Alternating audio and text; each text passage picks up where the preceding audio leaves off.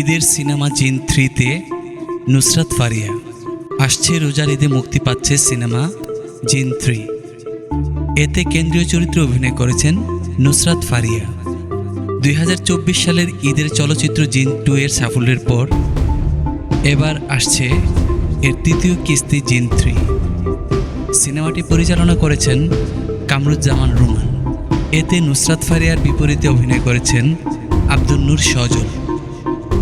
জিনের বিগত পর্বের মতো এবার তৃতীয় কিস্তিও বাস্তব গল্প নিয়ে নির্মিত করা হয়েছে। জিনের দ্বিতীয় কিস্তিতে মোনা নামের একটি মেয়ের গল্প দেখানো হয়েছিল। এবার সুমন নামের একটি ছোট ছেলের গল্প নিয়ে নির্মিত হয়েছে সিনেমাটি। এই সিনেমার নায়িকা নুসরাত ফারিয়ার দাদি জিন পালতেন। সেই বাস্তব গল্পের ছায়া অবলম্বনে নির্মাণ করা হয়েছে সিনেমাটি। পরিচালক কামরুজ্জামান রোমান সিনেমাটি প্রসঙ্গে বলেন, শুটিং শেষ হয়েছে আরও আগে, পোস্ট প্রোডাকশনের কাজও প্রায় শেষ, এখন ডাবিং চলছে। সেন্সর সার্টিফিকেট পেলেই সিনেমাটি মুক্তির জন্য পুরোপুরি প্রস্তুত হয়ে যাবে। এতদিন সিনেমাটির সঙ্গে আব্দুন নূর সজলের যুক্ত হওয়ার কথা থাকলেও নুসরাত ফারিয়ার ব্যাপারে কিছু বলা হয়নি প্রযোজনা প্রতিষ্ঠানের পক্ষ থেকে। সিনেমার কাজ সম্পন্ন হয়ে যাওয়ার পর প্রকাশ্যে এলো নায়িকার নাম।